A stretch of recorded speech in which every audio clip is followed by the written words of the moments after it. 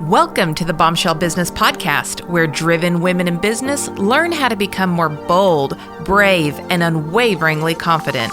Feel empowered and challenged through inspiring stories and tell it like it is advice for business, life, and leadership. Hey, Bombshell. Welcome back.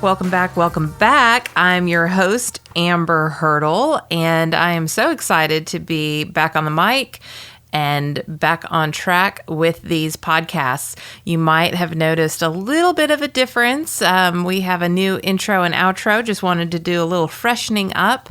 Also have maybe some different things in the mix. I know I have a lot of female leaders who might not necessarily be entrepreneurs, who listen for the messages of empowerment and even just thinking like an entrepreneur. And so my hope is that we can embrace these bombshells and bring them into our tribe and make sure that we have a little bit of something for everybody. And so my hope is that when I talk about things or bring people in who might be more of a corporate perspective, that entrepreneurs can learn from that perspective and apply it to their entrepreneurial journey. And if we're talking about very entrepreneurial things, maybe like marketing yourself and that sort of thing, that my corporate listeners or employed, I guess you should say, listeners can find their nuggets in that too.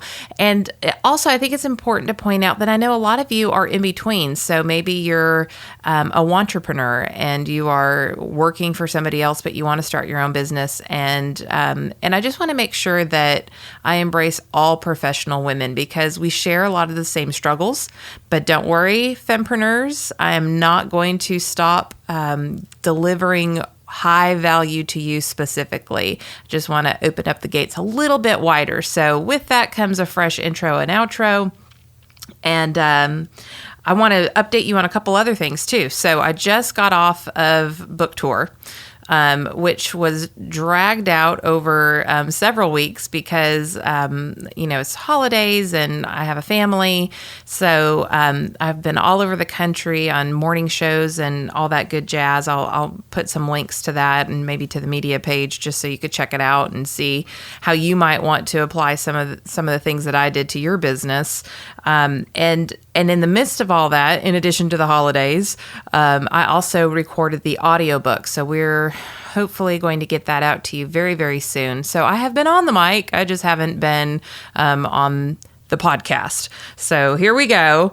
I hope that you are ready to start rocking and rolling. And in light of the fact that I just got out of a huge promotion of the book, which came out October 1st, and can be found, by the way, on Amazon.com, Barnes & Noble, Books A Million, Target. I think it's back on Walmart. So whatever your pleasure, make sure you get the book and download all of the freebies. I mean, I've given away a workbook and all kinds of stuff with it. So in light of the fact that I just got done really in the heavy promotional phase of that, I want to talk to you in a 3-part series, because y'all, it's a lot, on how to promote yourself to the media. Like, where do you even begin? I mean, I have a public relations degree. That is what I went to school for. And yet I still worked with a publicist. So full disclosure there, and we'll get into that. But there are some general principles that I think maybe we can, like we like to do on the Bombshell Business Podcast, dial down and maybe not put the fancy language around it and just kind of keep it simple and actionable so that you can apply it to your product or your service or your grand opening or whatever it is that you're looking at doing, and make it easy peasy. That's what we like around here, right? So, one more update before we dig in. I am so super excited that I'm going to have a book signing in Nashville at Parnassus Books, and that is on February 7th at 6:30 p.m. So February 7th, that is a Wednesday, 6:30 p.m. That's Green Hills. So if you're in the area or if you are in the vicinity anywhere within driving distance, Green Hills is a beautiful place, and so is Parnassus Books. It's a real privilege because it's co-owned by two women. First international best-selling author Ann Patchett. What? If you have not read The Commonwealth, that's her most recent book. It is a great novel. Very much enjoyed that.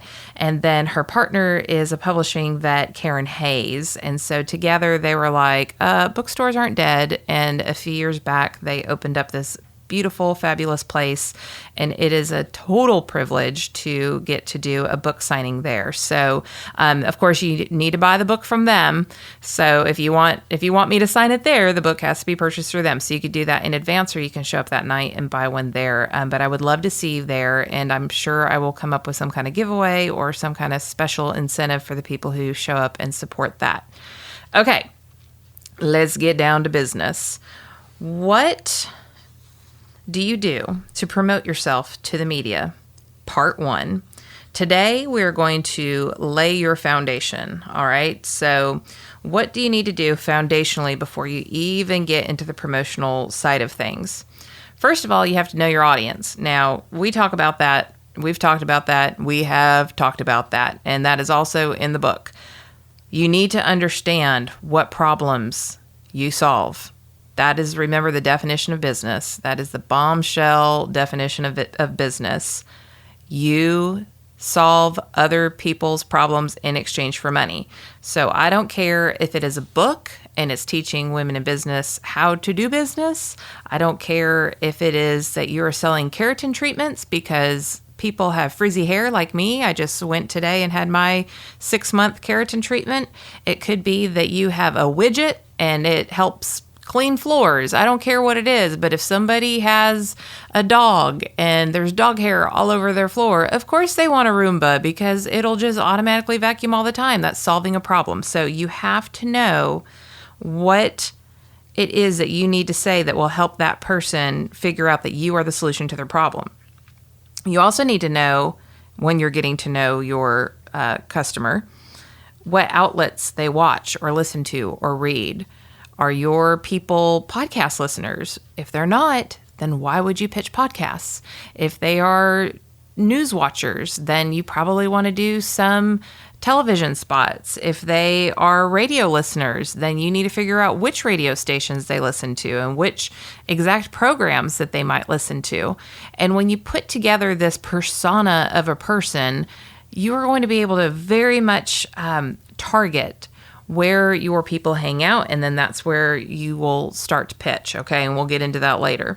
And you need to know what motivates them.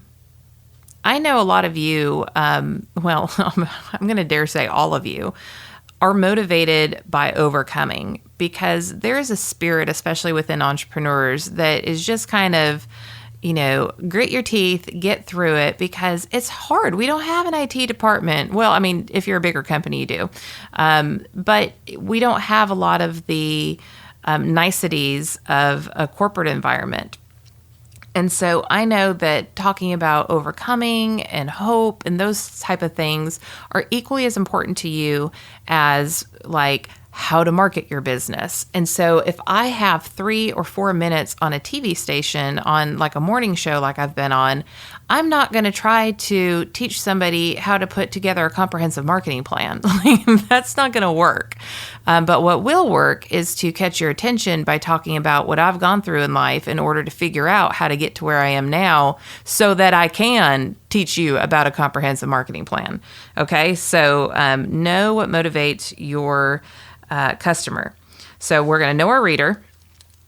And then I want you to grow your squad as early as possible. So if you're going to open your business, I want you to start shouting that from the rooftops as early as possible. If you are expanding your business, if you're going to add a new product, or if you are carrying a new line, that's a really big deal. Then those are things that you want to start planting the seeds early. So you're going to want to start building your content around that. You want to show your business personality. You want to establish yourself as an authority of why you should be the go-to place. You want to build trust with your potential customers, and you want to kind of test what works and what doesn't. So if you are posting images that are not getting, or not images, excuse me, if you're posting blog posts or videos, or I guess images too, and they're not well received, then that's probably a good hint that that's not the route you want to go when you go full throttle, right? So this is kind of like the the pre-media time. This is get to know your crew, like get to know your squad, your customers.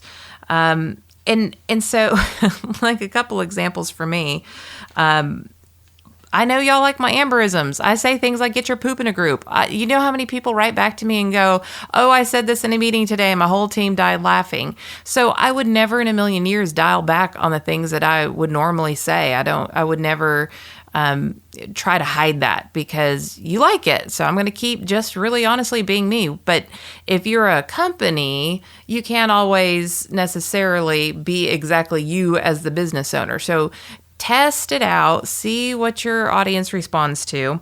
And another example, when I first got started in this particular business, I would write about, like leadership and this is this and that is that and how you do this and how you do that. And like nobody responded whatsoever.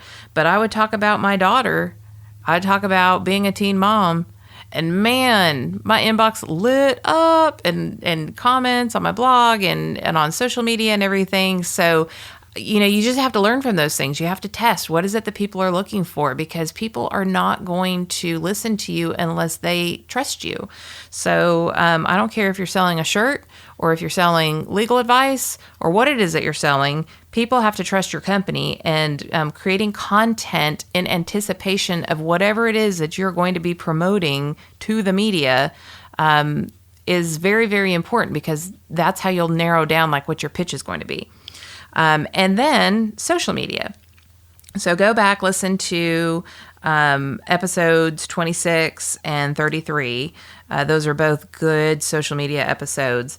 But you want to share your content. So whatever you're blogging about or YouTubing about or whatever it is that you're doing podcasting about, you want to share that obviously on social media. You want to drive traffic back to your website. For all of you who have built your house on the sand of Facebook, recently they're like, yeah, so pretty much if you're a business and you're not super, super relevant, like we're not ever going to show you in the news feed. Well, you know what? Sorry, girls, but we've all been preaching for a long time. Build your house on a solid foundation, and that is your website that you own. So social media should be like beacons out there pointing everybody back to your website. You want to build your email list. You want to ask questions of your audience on social media. You want to show behind the scenes. So like when my books came, I posted that. When I was doing media stuff, I was showing behind the scenes because I want y'all to see that kind of stuff. But in turn, because you're on the journey with me, you're cheering for me more. And that makes media even more interested, because when they go to my Twitter page and they see that we're having like all these awesome conversations, they're like, oh, she's relevant. So you kind of need to get started in advance. And don't freak out if you're not. I don't want to say you can't pitch to the media if you don't have a social media following. But it is important to show media that people care, that you've done your work, that you have proven that people care what it is that you have to say. Why would they put you on their show or cover you in a magazine or cover you in a newspaper or whatever and hope that their audience will find you relevant if you haven't proven that first? So that's kind of where I see social media. And, schedule the snot out of that. Schedule, because if you schedule, and Laura Roeder talked about this in the episode 26 or 33. I can't remember which one, but y'all go back and check those. She talks about scheduling. We talk about how much easier it is that if you schedule your content in advance, then you're covered, and then you can spend your social media time actually talking to your audience instead of thinking about what do I need to come up with. So I don't think that's inauthentic. This is a debate that I've had on Twitter with people before, and I feel like I've always won. So check on that. And then building your email list too, like this again, growing your squad early on, then you can start telling them about like, hey, I'm going to be on this show and that sort of thing, which I know I did a horrible job of while I was on my media tour. But I just want to claim the holidays, okay, y'all? I was doing the holidays and a mama and a wife, and I teach y'all all the time, you've got to prioritize.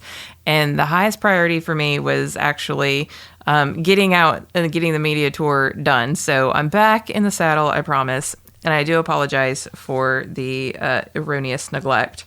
And then, of course, you can be your own promoter. So the more you build all of your social media and your following on your blog or your YouTube channel or whatever it is, you can promote your own stuff that way. So you're not like fully dependent on media because you are your own media.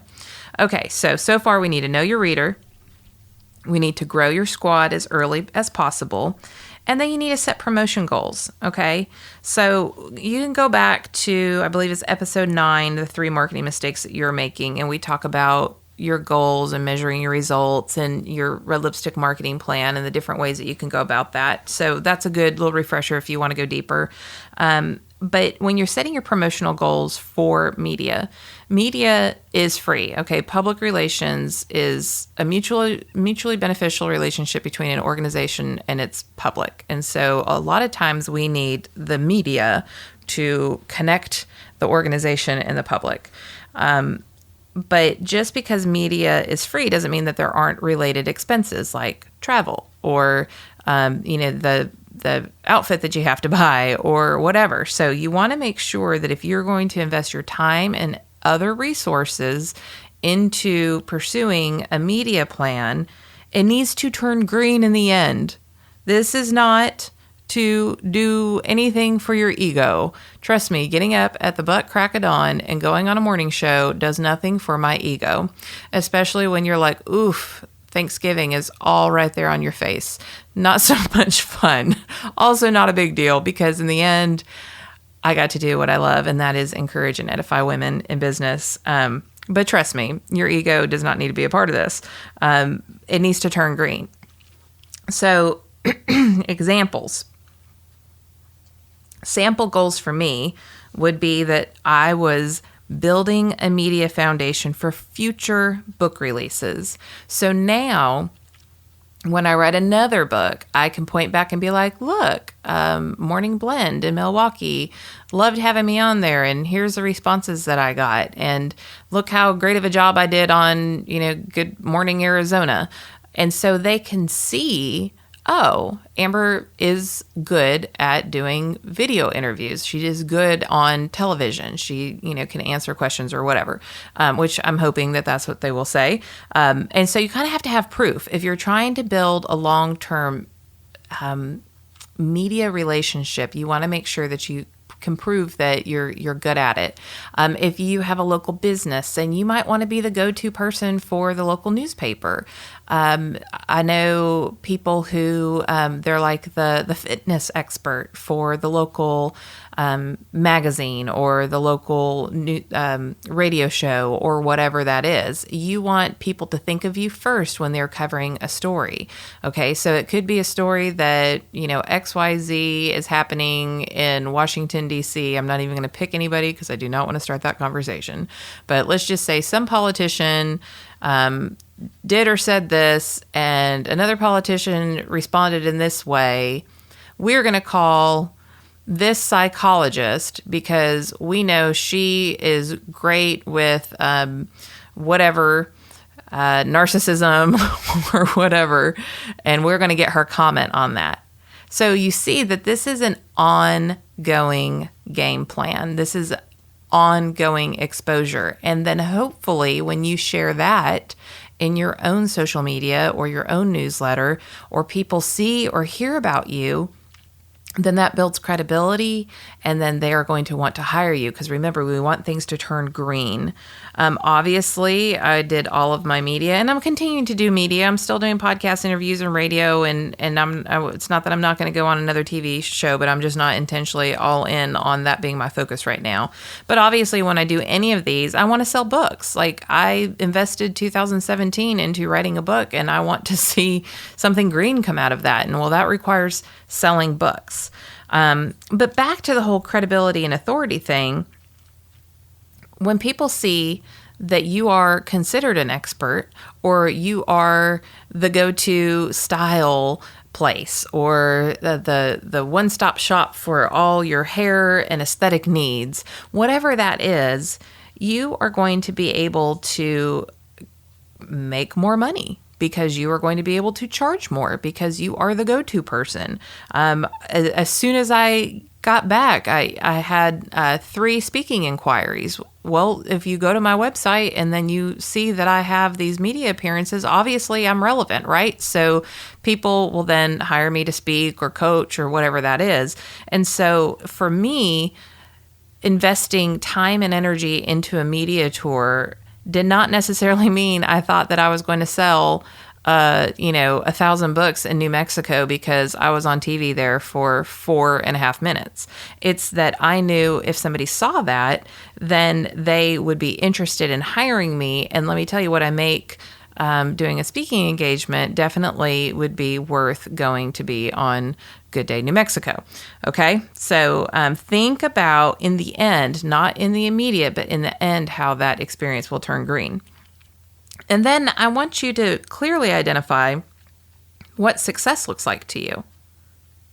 I mean, what if you go to the trouble of sending out press releases and sending packets to different media outlets and engaging with people on Twitter that are reporters or whatever, and we'll get into all that. Don't feverishly take notes. We've got 2 more episodes, so I'm going to cover it all, I promise.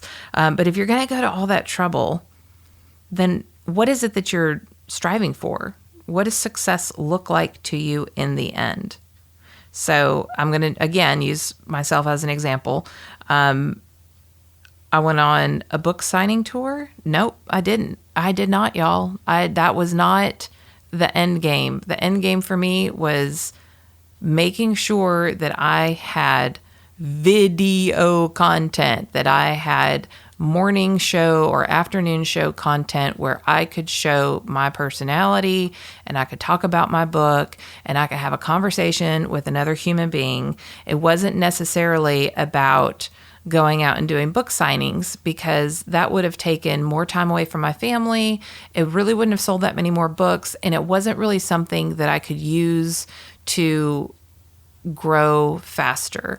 And so it's not that I didn't want to see y'all in your areas. It was that was not the highest use of my time and energy and effort, because at the end of the day, no way am I ever going to be able to do a national event where all of you can come if I can't get there. You know what I mean? Like if I'm spending my time on onesies and twosies instead of the mass exposure.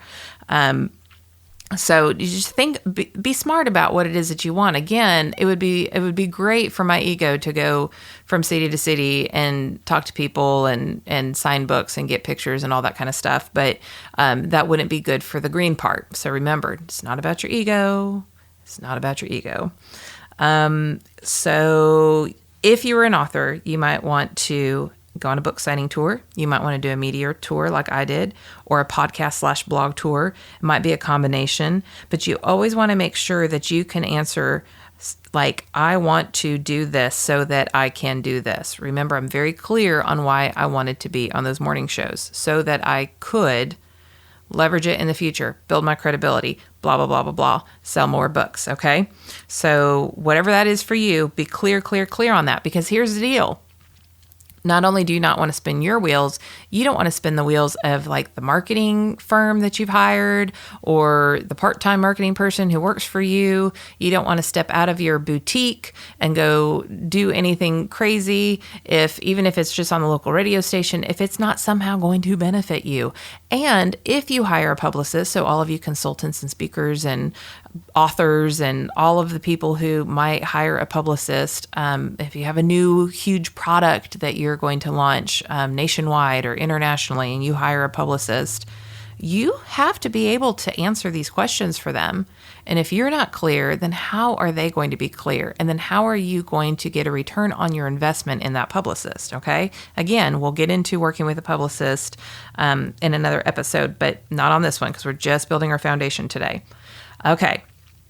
Now, I want you to set your media wish list, and I want you to be realistic. If nobody's heard about you before, you're probably not going to be on the Today Show, okay? Just saying. Think about what is possible, but also be brave and stretch yourself. You want to go where your audience is. Remember, we talked about that. That's why you have to first and foremost know your audience. And so I want you to create a checklist. I want you to say, okay, these are the local or the regional newspapers that I want to be featured in. Like, this is your wish list. This is who you want to cover you. Different magazines, whether that's local or regional or national television shows or radio shows. There's a lot of radio shows that are syndicated. So if you're on that particular radio show, then it's being played on radio stations nationwide. Or it might just be that you have a hyper local radio station, or even a regional radio station. And then, of course, there's all the new media. So all the YouTubers out there, all the bloggers, all the podcasters like me. I mean, I get pitched to all the time. And you know what happens when somebody's like, listen to how great I am, and I'm so awesome, and these are all the awesome things I've accomplished. I'm like, delete. Why? Because they're not going to serve you all. If you can't tell me what you're going to teach my bombshells, who cares about you and all of your awesomeness? I don't. My listeners don't. We don't want 30 minutes of you saying how awesome you are. I want you to teach them something. This is an actionable show. We want to learn how to apply these lessons to our businesses. So be sure that if you're going to list yourself as a possible guest, that these are places that are going to be interested in you, okay? Then, as you're making this media wish list, make friends with producers and reporters. Make a Twitter list. Follow the reporters that you want to be covered by on Twitter, and you might want to make that a private list so they're not like, oh, this person's stalking me. And retweet their articles and comment on them, and leave comments on their shows. Leave a review on the podcast and screen capture that bad boy and send it to the podcaster. And you would never realize just how much a little bit of give a dang goes. Because if you're mass pitching everybody and you're not actually building relationships with these people, then you are probably not going to win them over when you want to be covered yourself. Just saying. So you set your media wish list, you go out, you start building relationships with them. And that is the true value of a publicist, because they have the relationships already. Every time I went somewhere, everybody was like, oh my gosh, Amber, Susan Schwartzman is my publicist. She's like the absolute best. She's a total pro. Oh my gosh, we love working with her. So obviously, if Susan goes to them and is like, hey, I've got this person, I think it's going to be perfect for your show, and here's why, they're going to listen to her over some random person that doesn't have a relationship with them. So far, we have in our foundational aspect of promoting yourself to the media, part 1, you want to, number 1, know your reader. Number 2, grow your squad as early as possible. Number 3, set promotion goals. Number 4, set your media wish list. And number 5, you need to select your timing. So you just need to back into your go date, right? So if you are launching a new product or launching a book or launching your business or whatever it is that you're doing that you think is newsworthy, and we'll get into that in another episode, you need to figure out what that goal end date is, and then you need to back into it, because there are long lead campaigns and there are short lead campaigns, and then there are in the moment opportunities. So you want your long leads like magazines. That is laid out months and months and months and months in advance. So if you want to be in Marie Claire with your new product being covered, guess what? You better get ahead, way ahead of that. And, in the short leads, that's newspapers and things like that. Maybe local magazines don't have as long of a lead. You want to make sure that you understand what their submission guidelines are and set that timeline up. And then there's in the moment, where there might be something that happens in the news and you think that you would be a good expert on that. Those are things that you kind of have to just be nimble. And then you want to make sure too,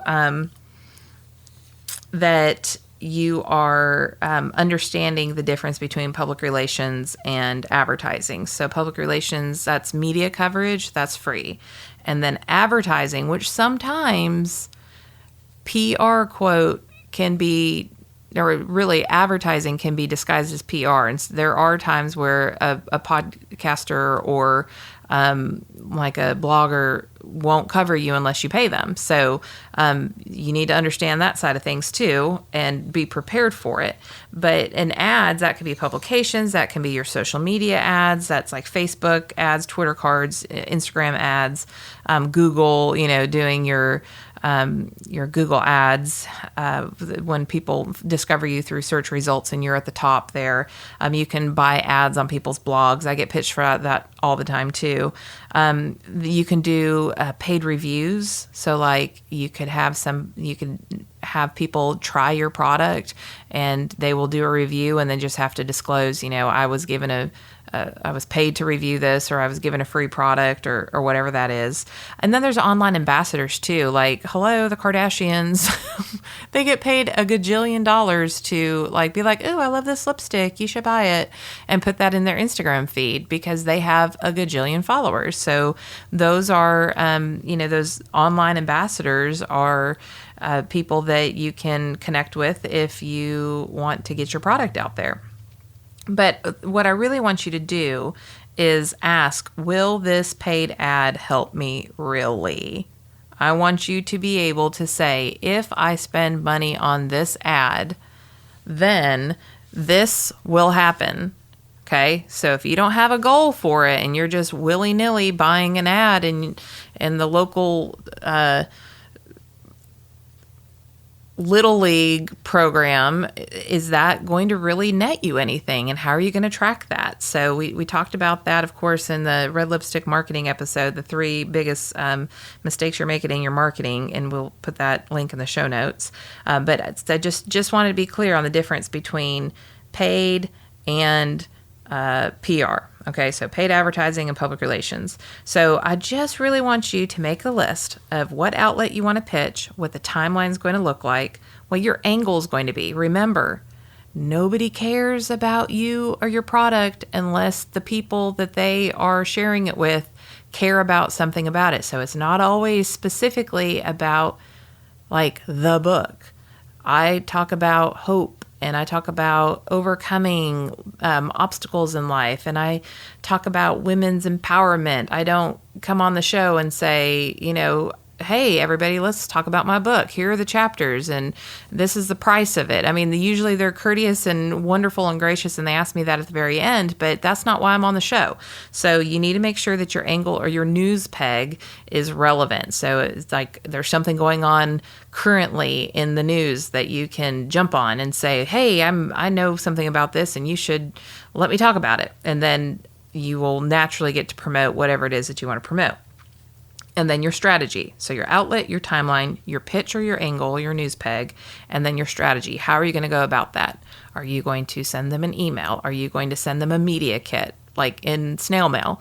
Are you going to court them on Twitter for a while and then ask if they would consider covering this because you noticed in all of their previous articles that you've read, this is a common theme and you think that their readers would be interested in it. So you need to have the strategy. How are you going to court that person and make sure that reporter or the producer is interested in you? Okay, so that's our foundation.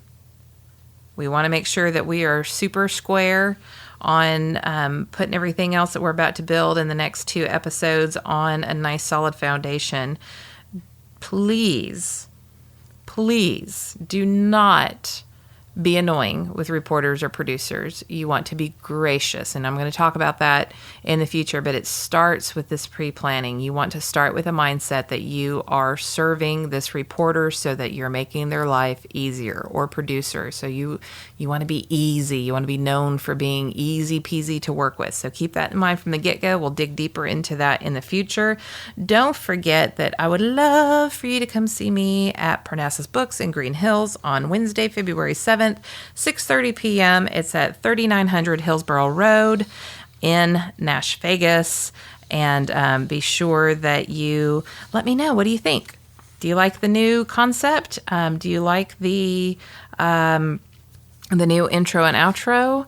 And are you glad that I'm back? Because I'm so glad to be back. And thank you. I posted today I posted a fabulous review that somebody left. So those still very much help. Let me give a shout out real quick to Jay Barshop. Either way, you have bar in your last name. That's really cool. Amber and her guests share actionable and inspiring lessons on how to become a more thoughtful, well-rounded leader, both personally and professionally. Highly recommend listening and subscribing to Bombshell Business Podcast. And if you want the knowledge and mindsets to become the very best version of yourself and reach all of your overall goals as a result. Bam! That's so good. Thank you. And what happens when people read that, then they go, oh, this is worth me listening to. And then I get to help more people. And that is awesome because that's the whole reason why I'm doing this, right? So I will catch you next time. Be sure you send me emails what you think. And I will catch you for version 2 for the second layer of getting your media plan together and pitching your product or service. Catch you next time. Thanks for listening to the Bombshell Business Podcast. Visit amberhurdle.com for more resources like show notes and check out thebombshellbusinesswoman.com to grab my book and download the free bonuses.